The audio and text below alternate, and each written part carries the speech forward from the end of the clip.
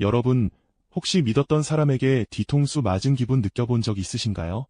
어제까지 나를 보며 활짝 웃어주던 동료가 혹은 정말 가깝다고 믿었던 지인이 내 뒤에서 입에 담지 못할 험담을 했다는 사실을 알게 됐을 때 그 배신감과 모멸감은 이루 말할 수 없습니다. 가슴이 두근거리고 손이 떨려 아무 일도 손에 잡히지 않죠. 심리학적으로 인간은 신뢰했던 관계에서 배신을 당할 때 신체적인 통증과 맞먹는 뇌의 반응을 보인다고 합니다.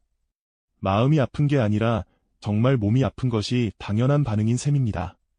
내가 뭘 잘못했나 자책하며 뜬 눈으로 밤을 지새우기도 합니다. 하지만 오늘 이 영상을 끝까지 보시면 이제 더 이상 그들의 가벼운 입술 때문에 여러분의 소중한 밤을 망치지 않게 되실 겁니다. 오히려 뒷담화하는 그 사람이 여러분 앞에서 당황하며 입을 꾹 다물게 만드는 아주 우아하고 강력한 방법 3가지를 지금 바로 공개하겠습니다. 사람들은 말합니다. 그냥 무시가 답이다 라고요.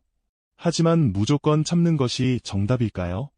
제 주변에도 뒷담화에 시달리다 결국 우울증까지 겪으며 평생 쌓아온 인맥을 모두 끊어버린 분이 계십니다. 그분은 처음엔 시간이 지나면 진실이 밝혀지겠지라며 묵묵히 견디셨어요. 그런데 결과는 어땠을까요?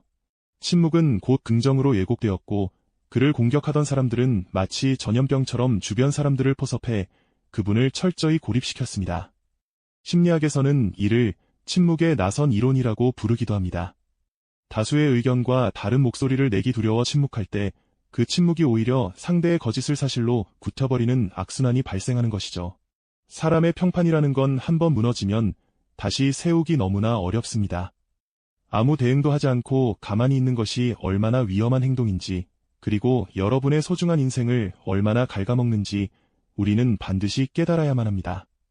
가만히 있으면 가만히가 된다는 농담이 현실이 되지 않도록 나를 보호하는 최소한의 심리적 방어선은 반드시 구축되어야 합니다. 문제는 여기서 끝이 아닙니다. 지금 이 순간에도 누군가는 여러분의 사소한 단점을 부풀려 소설을 쓰고 있을지 모릅니다. 그 사람 원래 그렇다더라, 뒤에선 딴짓한다더라 같은 근거 없는 소문들이 돌기 시작하면 여러분이 쌓아온 신뢰의 탑은 순식간에 모래성처럼 무너져 내립니다. 특히 3050 직장인들에겐 승진과 평판의 위기로 6070 시니어들에겐 소중한 커뮤니티에서의 소외로 이어집니다. 나만 당당하면 됐지라는 아니란 생각이 결국 여러분을 사회적 사형선고로 몰아넣을 수 있다는 사실을 직시해야 합니다. 진화 심리학적으로 인간의 뇌는 생존을 위해 타인의 부정적인 평판에 훨씬 더 민감하게 반응하도록 설계되어 있습니다. 이러한 부정성 편향 때문에 근거 없는 악소문은 진실보다 6배나 빠른 속도로 퍼져나가며 공동체의 눈을 가려버립니다. 대체 그들은 멈추지 않는 걸까요? 그들의 추악한 속마음을 모른 채 방치한다면 여러분은 평생 그들의 감정 쓰레기통이 될 수밖에 없습니다. 마음이 참 많이 아프시죠? 저도 그런 경험이 있습니다. 정말 잘해주고 아꼈던 동생이 뒤에서 제 험담을 하고 다닌다는 걸 알았을 때 세상이 무너지는 것 같았습니다. 식사도 못하고 며칠을 알아누웠던 기억이 납니다. 실제로 뇌과학적 연구에 따르면 우리가 심리적 배신감을 느낄 때 활성화되는 뇌 부위는 신체적 통증을 느낄 때와 똑같은 전대상피질이라고 합니다. 즉, 여러분이 지금 느끼는 마음의 상처는 단순히 기분이 나쁜 수준이 아니라 실제로 누군가에게 몸을 얻어맞은 것과 다름없는 실제하는 통증인 것이죠. 아마 지금 이 영상을 보고 계신 여러분도 비슷한 고통 속에 계실 겁니다. 하지만 꼭 기억하세요. 여러분이 부족해서 혹은 잘못해서 그런 일이 벌어진 게 아닙니다. 그건 오로지 그 사람의 인격적 결함이자 문제일 뿐입니다. 그러니 부디 혼자 끙끙 앓으며 스스로를 자책하며 깎아내리지 마세요. 당신은 그 자체로 충분히 사랑받을 자격이 있고 그런 저급한 말들에 휘둘리기엔 너무나 소중하고 고귀한 존재입니다. 이제 제가 여러분의 든든한 방패가 되어드릴 테니 더 이상 혼자 아파하지 마시고 저와 함께 그들을 우아하고 단호하게 제압하는 법을 배워봅시다. 먼저 심리학적으로 그들이 왜 뒷담화를 하는지 이해해야 합니다. 놀랍게도 뇌과학에서는 뒷담화를 할 때 우리 뇌의 보상회로에서 쾌락 호르몬인 도파민이 분비된다고 말합니다. 남을 깎아내리며 얻는 일시적인 우월감이 마치 마약과 같아서 한 번 빠지면 좀처럼 멈추지 못하는 것이죠. 진화 심리학적으로 보면 과거에는 집단 내에서 정보를 공유하며 생존 확률을 높이던 도구가 현대에 와서는 타인을 공격하는 변질된 유희가 된 셈입니다. 즉, 습관적으로 뒷담화하는 사람의 뇌는 현재 건강하지 못한 비정상적인 상태입니다. 그들은 사실 깊은 내면의 결핍과 지독한 열등감에 시달리고 있습니다. 스스로 빛날 능력이 없기에 남을 끌어내려야만 겨우 자신이 올라간다고 믿는 불쌍한 존재들이죠. 심리학에서는 이를 투사라고 부릅니다. 자신의 내면에 숨겨진 추악하고 나약한 모습을 인정하기 싫어 그것을 상대방에게 덮어씌워 공격함으로써 안도감을 느끼는 방어기제입니다. 결국 그들이 베는 독설은 여러분의 실제 모습이 아니라 사실 그들 자신의 일그러진 자화상이 거울에 비친 것뿐임을 우리는 반드시 명심해야 합니다. 직장 생활을 하다 보면 꼭 한 명씩 있는 오피스 빌런들이 있습니다. 김대리, 그 소식 들었어? 라며 은근슬쩍 누군가를 깎아내리는 동료들 말이죠. 드라마 미생이나 나의 아저씨를 보면 이런 인간관계의 피로함이 잘 나타납니다. 사람이 깊이가 없어라며 남을 평가질하는 그들에게 똑같이 화를 내면 여러분만 이상한 사람이 됩니다. 이럴 때 필요한 것이 바로 회색돌 기법, 그레이 락 메서드입니다. 말 그대로 여러분이 길가에 굴러다니는 아무런 특징 없는 회색 돌이 되는 겁니다. 심리학적으로 뒷담화꾼들은 상대의 당황한 기색이나 화내는 반응을 먹고 사는 감정의 흡혈귀와 같습니다. 상대가 어떤 자극적인 뒷담화를 가져와도 무미건조하게 반응하는 것이 핵심입니다. 여러분이 마치 생명력 없는 돌처럼 감정의 동요를 전혀 보이지 않을 때 상대는 더 이상 괴롭히는 재미를 느끼지 못하고 스스로 입을 다물게 됩니다. 이것은 단순한 회피가 아니라 상대의 공격 본능을 무력화시키는 가장 세련된 심리적 방어 기제입니다. 구체적인 스크립트를 알려드릴게요. 누군가 다가와 그 사람 진짜 이상하지 않아? 라고 유도 질문을 던질 때 절대 동조하지 마세요. 대신 아주 건조한 목소리로 그렇게 생각하셨군요. 그랬군요. 저는 잘 모르겠네요. 라고만 답하세요. 마치 영혼 없는 앵무새처럼 중립적인 반응을 반복하는 겁니다. 상대가 너도 그렇게 생각하지? 라고 집요하게 물어도 글쎄요. 사람마다 보는 눈이 다르니까요. 라고 말하며 화제를 돌리세요. 이렇게 감정의 접점을 차단하면 상대는 여러분을 뒷담화의 재미가 없는 사람으로 분류하게 됩니다. 심리학에서는 이를 반응의 기아 상태를 만드는 전략이라고 합니다. 상대방이 기대하는 감정적 동조나 격한 리액션이라는 먹잇감을 주지 않음으로써 그들이 스스로 지쳐서 물러나게 만드는 것이죠. 이것이 여러분의 소중한 에너지를 낭비하지 않고 품격을 지키면서 오피스 빌런들로부터 자신을 보호하는 가장 현명하고도 강력한 첫걸음입니다. 은퇴 후 제2의 인생을 사시는 6070 시니어분들에게는 관계가 곧 삶의 전부일 때가 많습니다. 등산 모임이나 동창회에서 도는 험담은 그 파급력이 훨씬 크죠. 누군가 나를 모함한다는 소문을 들으면 억울해서 잠이 안 오실 겁니다. 이때 가장 고단수의 방법은 3자 칭찬법입니다. 나를 욕한 사람에 대해 오히려 주변 사람들에게 칭찬을 건네는 것이죠. 그 친구가 내 욕을 했다고? 에이, 그럴 리가. 지난번에 보니까 참 배울 점이 많은 사람이던데 라고 우아하게 대처하세요. 이 말은 결국 당사자의 귀에 들어가게 됩니다.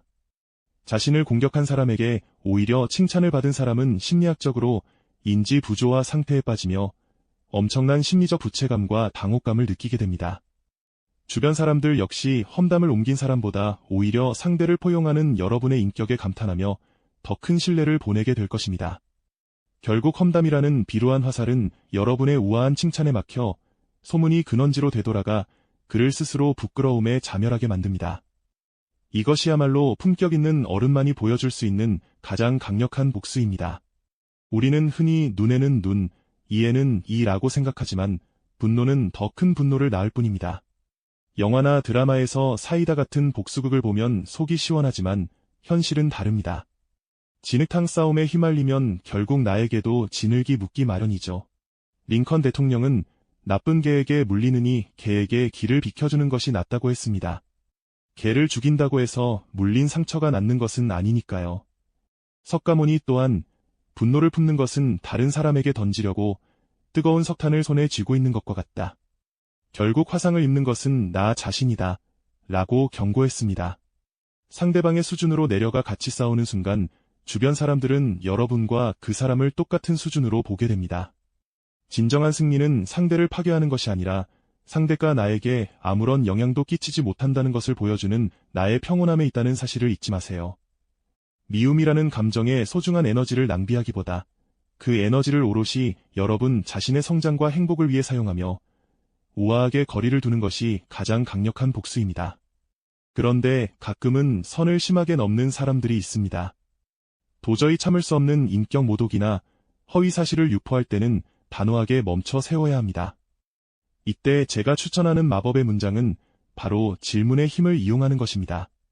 상대가 내 앞에서 비꼬거나 뒷담화를 늘어놓을 때 눈을 똑바로 쳐다보며 웃으면서 이렇게 물어보세요. 방금 하신 말씀, 저한테 직접 해주시는 조언인가요? 아니면 그냥 다른 분들하고 공유하시는 소문인가요? 이 짧은 질문 하나에 상대는 얼어붙게 됩니다. 심리학에서는 이를 인지적 불협화를 유도하는 방식이라고도 하는데, 자신의 비겁한 행위가 생산적인 조언인지 천박한 소문인지 스스로 정해 내려야 하는 궁지에 몰리면 대부분의 뒷담화꾼은 당황하며 꼬리를 내리게 됩니다. 이는 고대 철학자 소크라테스가 상대의 논리적 모순을 스스로 깨닫게 했던 삼파술과도 닮아 있습니다.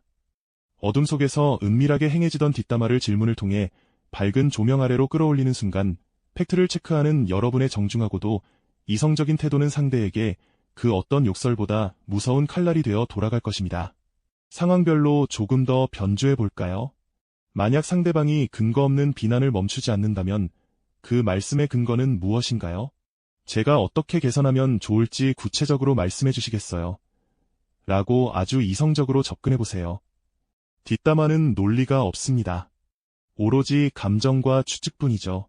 심리학에서는 이를 소크라테스 대화법의 응용이라고도 보는데, 질문을 통해 상대가 스스로 자신의 논리가 얼마나 빈약한지 깨닫게 만드는 강력한 효과가 있습니다. 이렇게 구체적인 근거와 대안을 묻기 시작하면 상대는 논리적 한계에 부딪혀 말을 더듬게 됩니다. 아니, 그냥 내 생각이지 라고 얼버무릴 때 여러분은 여유있게 미소 지으며 개인적인 생각이셨군요. 알겠습니다 라고 마무리하세요. 이 한 문장으로 대화의 주도권은 완벽하게 여러분에게 넘어오고 상대는 자신의 천박함을 스스로 직시하게 될 것입니다. 이때 가장 중요한 포인트는 눈빛입니다. 화를 내거나 비웃는 것이 아니라 마치 아주 흥미로운 연구 대상을 관찰하는 학자처럼 무심하고도 정중한 태도를 유지하세요. 감정이 실리지 않은 차분한 팩트체크는 무례한 사람의 기세를 꺾는 가장 고단수의 무기가 됩니다. 이제 실천 팁을 정리해 드리겠습니다. 첫째, 심리적 거리두기를 시작하세요. 그들의 말은 그들의 입에서 나가는 순간 여러분의 것이 아닙니다. 공중에 떠다니는 먼지라고 생각하세요. 고대 스토아 철학자 에픽테토스는 우리를 괴롭히는 것은 일어난 사건 자체가 아니라 그 사건을 바라보는 우리의 태도라고 말했습니다. 둘째, 여러분의 에너지를 나를 사랑해주는 사람에게만 집중하세요. 나를 싫어하는 한 명을 설득하려 애쓰기보다 나를 지지해주는 10명과 즐거운 시간을 보내는 것이 훨씬 생산적입니다. 인간관계에도 파레토 법칙이 존재합니다. 당신을 아끼는 소수의 20%에게 정성을 다할 때 당신의 인생 전체가 풍요로워집니다. 셋째, 기록의 힘을 믿으세요. 만약 직장에서 심각한 피해를 준다면 감정적인 대응 대신 육하원칙에 따라 기록해두는 것만으로도 큰 심리적 안정감을 얻을 수 있습니다.